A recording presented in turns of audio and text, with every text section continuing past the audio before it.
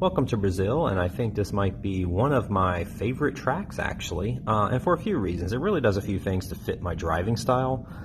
One of those things is it really rewards trail braking, which is a lot of brake pressure initially, and then you ease off the brake, which was, you saw a little bit of that there. I had to kind of go back to the brakes as a little bit of a corrective measure though. It really rewards that skill. It's also a good track for learning how to drive with the steer with the throttle, which we'll have to go over in another corner another time. But basically, it's like if you're in a long progressive right or left-hand corner, what you want to do is, if you get it at a set speed, is learn that when you accelerate, the car tends to kind of almost steer off the center of the track or off the inside of the track, almost as though you steered away, and that's steering with the gas. And if you ease off the gas, then the car goes inside. It also is a good track for learning a steering technique that I like to advocate for in real life, which is you kind of ease the steering into the corner progressively. There's times when you need to kind of snatch the wheel, honestly, and there's times when you just need a nice progressive input, like right here. That was a relatively progressive input. It got a little snatchy at the end. As we come up here, we may see that, and on this lap we'll also see a little bit of that progressive throttle. And see right there was one of those hold the car with the steering, with the gas there, and just kind of hold on. And here we are, we're going to get on the gas, and as we get on the gas, the car kind of comes off the edge of the track on its own. Alright, so those two things really help you drive fast here at Brazil. So I'll do a narrated lap, and then we'll go corner by corner, and we'll really learn our way around Brazil, guys. Alright, turn one, remember we're going to brake at about 75 going up the hill past the finish line, and we're going to try to hold the left-hand curb as long as we can and turn off the end of the left-hand curb. Alright, here we go. We're going to go to 75, brake, brake, brake, turn as we go under the bridge. Nice progressive steering input. Turn off the end of the curb, get on this curb, back to wide open throttle. Car placement's not very particularly critical through here, just get it wide open. We're going to go to an access road. It's kind of hiding behind the 100 up ahead, right there. Brake, brake, brake, get it brought in nice and tight, off to the curb. Car placement not critical through here. We're going to go to the 50, and we're just going to do a brush, get up the hill, about 50 to 75% throttle, bring her up the hill. Nice, there we go. And get to the curb, and now accelerating up the hill. We're going to brake off the inside curb, get it out to outside the track. You can kind of drive at that caution box if you need to. Now look up to the top of the track, at the top of the hill there, wide open throttle to about 75, brake, brake, brake, bring her to the curb, and then we're going to head for the finish line, and that is a lap of Brazil. Not a lot fancy going on up the straightaway. Remember, I was not well liked as a kid, so please grab the heaviest object around you and slam it into that like button, and now let's go turn by turn. Is one that can really trick you into turning too early. In the racing business, we'd call that crabbing. It's not exactly turning early, but you'd like shift the car off that white line. You can even put two tires over on this green if you want to, but just beware track limits and such if you do. Now, I started braking at about 75. Notice there's a 50 board here. There's a 150 and a 100, and it's coming up a hill. They can be a little awkward to see. But yeah, my braking is pretty much 75. Your results may vary. And I start turning under the bridge, but I don't turn very sharp. I kind of have a slow, progressive turning rate as I go under the bridge. As I go under the bridge and turn, my goal is to actually hug and stay on this curb the whole way around. However, I'm usually going just a little too fast to let that totally happen, and I think that's okay. You just need to be really close to the curb. And if the car goes off a couple tire widths or so, not car widths, tire widths, if the car goes out, say, here, that's okay. But you certainly don't want the car out here. This is certainly not a connect the dots situation. You really want to try to hold as tight as you can to this curb until you get to the end of it, and then switch hard to the right. It may not hurt to take a look around this corner as well. If you're ever doing a real racing school or anything, they would tell you to look ahead, and what that really means is look around and up and through the next corners. All right, and it may not hurt, but my focus would primarily be here and maybe take a glance down the S's. So this is after that turn-in point. I would say this is a critical car placement spot, is to turn off the end of that last curb, from pretty tight to the left side of the track, get on this curb, I would say with 2 tires, and start progressively feeding throttle back. From here out, and it's not a bad idea to go ahead and take a look, not just down to the end of this curb. It's actually a good idea to take a look up to about here at least. And what that's going to do is help you tell your brain where to take the car. I think a lot of times when people end up out here or spinning out here somewhere, they're probably just looking in the wrong spot. Try to put your eyes down here. And that should really help you find a way to get wide open throttle. Car placement around that corner is not particularly critical. You can drive 2 up on this curb. If you're on regular corner cutting, shouldn't you see 4 on that curb is fine.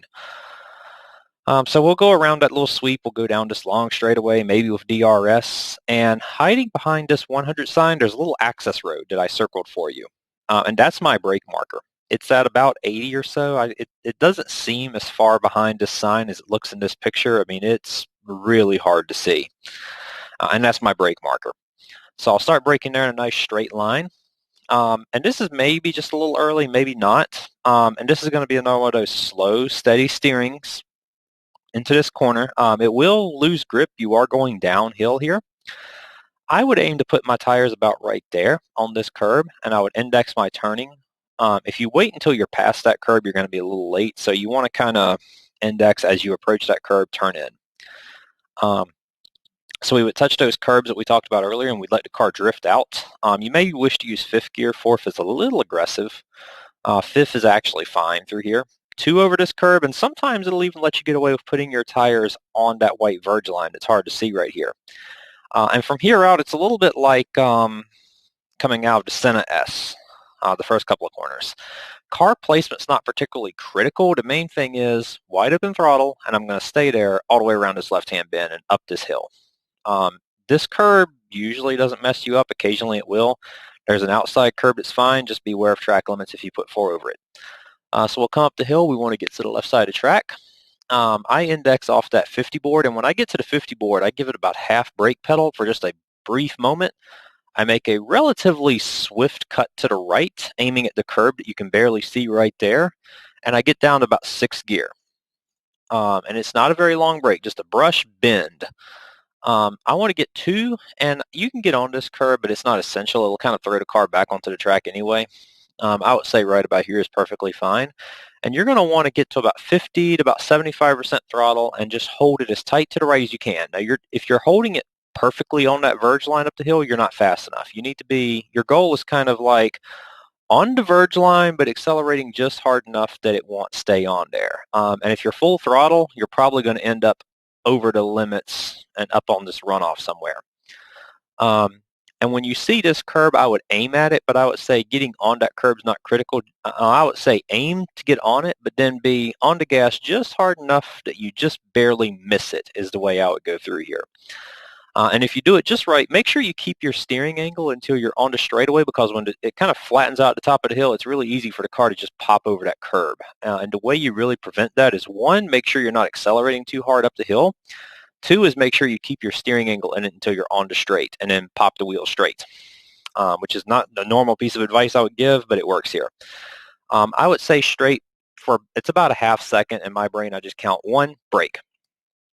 I don't count 1/1000. I go 1, brake. And it's a very hard brake. There's a few things you can index your turn off of. 1 is the end of this curb, which coincides with the beginning of that curb, and I would probably start my turn based off this marker so I don't turn in too early. You really want to stay nice and wide. You'll turn off of about this point and turn and aim to get to that curb. And it may also be handy to look at the track map and note just how sharp this corner is. It's a slow turn. We want to get to this curb, and we're going to hold this curb for a few moments. 2 on the curb is perfect, and it's really going to be until we can see the next corner that we're going to hold. We will start to be able to see the straightaway come, not straightaway, more of a little short shoot come into view. And then we'll let the car kind of pop out to about the middle left of the track. Now, I'm a little wide here. Honestly, you could be a little tighter all the way through this corner than what I was in this video. And you want very minimal brake, if any brake, around this corner. I think a lot of people struggle with the idea of gas brake around here. So once you get to the beginning of this curb, it needs to be assigned that I need to be patient and lift and let the car coast and try to keep it on the line if you can. In this video, you see I'm way too wide, honestly. I should be tires on the white verge line. And you want to hold that verge line until you can see the end of this Pirelli bridge come into your screen. And then your goal is, then you can start picking up the throttle and taking the car out to the edge of that Rolex screen. Now, this corner is a really, really good one to learn how to drive the car with the throttle. And what I mean by that is, if you're going around this corner, if you're on a steering wheel, hold the same steering inputs. And if the car is a little bit too wide, like I am here, you would ease off the gas to bring it back in. If the car is driving up on the curbs, in that case, getting on the gas might spin you out. But the idea is if you're getting too far in, accelerate a little bit and the car is going to work its way out a little bit. And then when you see that bridge, start accelerating and the car is going to ease its way out and come out under that bridge. There is a curb you can get on if you need to at the end, and your goal is going to be just shoot it underneath the Rolex bridge. Once we're under the Rolex bridge, we're going to aim at the top of this hill. We're going to aim for about this corner right about here. And then we're going to start our braking at about the beginning of this right-hand curb while still aimed up here, which can be very, very awkward to do. And so we're going to turn off the corner of the track. We need to aim towards this inside curb. We can put a lot of tires on it. It looks a little bit meaner than it is. And it's another one of those gently on the gas. It's another one of those drive the car, steer the car off the throttle sort of thing. Get on the gas if you need to make the car push off the corner. Ease off if you need to bring it in, maybe even a little touch of the brake. There is a lot of curb on exit you can use, which is spectacular, but I wouldn't necessarily aim for it. And what we're going to do here is aim to get about right there. I mean, we may or may not make it all the way to the right-hand verge line of the track. It may or may not be a tangible goal. The main thing is, however, this.